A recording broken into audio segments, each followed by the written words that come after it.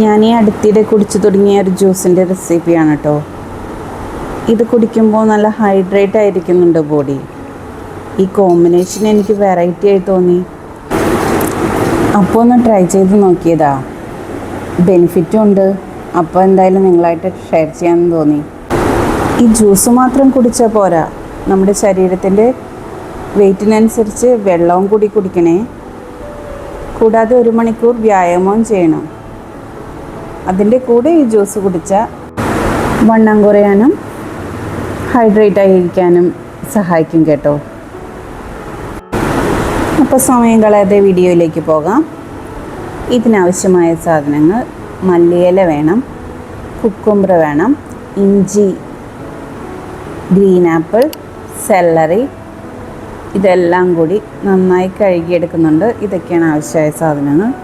കുറച്ച് baking soda ഇട്ട് ഇതിൻ്റെ കൂടെ വിനാഗിരിയും കൂടി ഒഴിച്ച് നന്നായി കഴുകിയെടുക്കുന്നുണ്ട്. ആപ്പിളൊക്കെ എങ്ങനെ വരുന്നതെന്ന് അറിയില്ലല്ലോ, അപ്പോൾ നന്നായിട്ട് നമുക്കൊന്ന് കഴുകിയെടുക്കാമേ. ഫ്രൂട്ട്സൊക്കെ ഞാൻ ഈ രീതിയിലാണ് കഴുകിയെടുക്കാറ്. അപ്പോൾ അത് നമുക്ക് നന്നായി കഴുകിയെടുക്കാം. ഇനി നമുക്കതെല്ലാം കട്ട് ചെയ്ത് മാറ്റാം.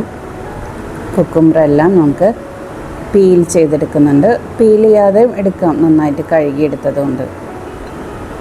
ഇനി മല്ലിയിലയും കുക്കുംബറും പിന്നെ ആപ്പിളും സെല്ലറിയും എല്ലാം കൂടി നമുക്ക് ഒന്ന് കട്ട് ചെയ്ത് മാറ്റി വയ്ക്കാം.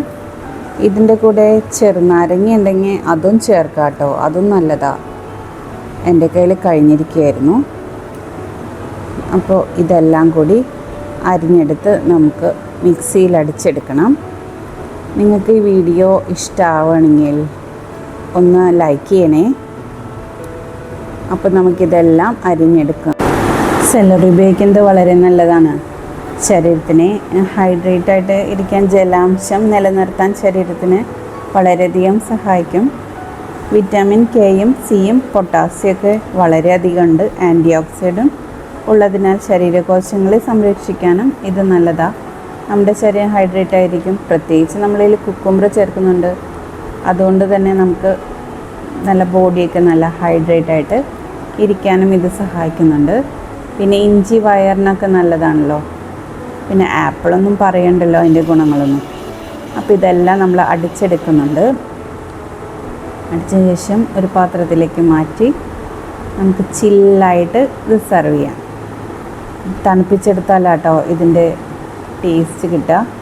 നിങ്ങൾക്ക് വേണമെങ്കിൽ ഒരു സ്പൂൺ കുടിക്കാം കേട്ടോ. തേനും കൂടി ചേർത്ത് കഴിക്കാം. ഞാനിതിൽ തേനൊന്നും ചേർത്തിട്ടില്ല. ഇത് ഇങ്ങനെ തന്നെ കുടിക്കാൻ നല്ല ടേസ്റ്റാണ്. അപ്പോൾ നിങ്ങൾക്ക് വീഡിയോ ഒക്കെ ഇഷ്ടമായെന്ന് വിചാരിക്കുന്നു. വീഡിയോ ഇഷ്ടമായെങ്കിൽ എൻ്റെ കൂട്ടുകാർക്ക് കൂടി ഷെയർ ചെയ്യണേ. അഭിപ്രായങ്ങൾ കമൻറ്റ് ചെയ്യാനും മറക്കല്ലേ. മറക്കില്ല എന്ന് എനിക്കറിയാം, എന്നാലും ഓർമ്മിപ്പിച്ചതാ. നമ്മുടെ ഫാമിലിയിൽ നിങ്ങൾ ആദ്യമായിട്ടാണെങ്കിൽ, എൻ്റെ വീഡിയോ നിങ്ങൾ ആദ്യമായിട്ടാണ് കാണുന്നതെങ്കിൽ ചാനലൊന്ന് സബ്സ്ക്രൈബ് ചെയ്യണേ. സബ്സ്ക്രൈബ് ബട്ടൻ്റെ അപ്പുറത്തുള്ള ഓൾ എന്ന ഓപ്ഷൻ ഓൺ ചെയ്യണേ. അപ്പോൾ ഞാൻ പുതിയ വീഡിയോസ് ഇടുമ്പോൾ നോട്ടിഫിക്കേഷൻ ലഭിക്കും. അപ്പോൾ പുതിയൊരു യൂസ്ഫുൾ വീഡിയോ ആയിട്ട് വീണ്ടും വരാം. അപ്പോൾ ഇതുവരെ സപ്പോർട്ട് ചെയ്ത എല്ലാവർക്കും താങ്ക് യു.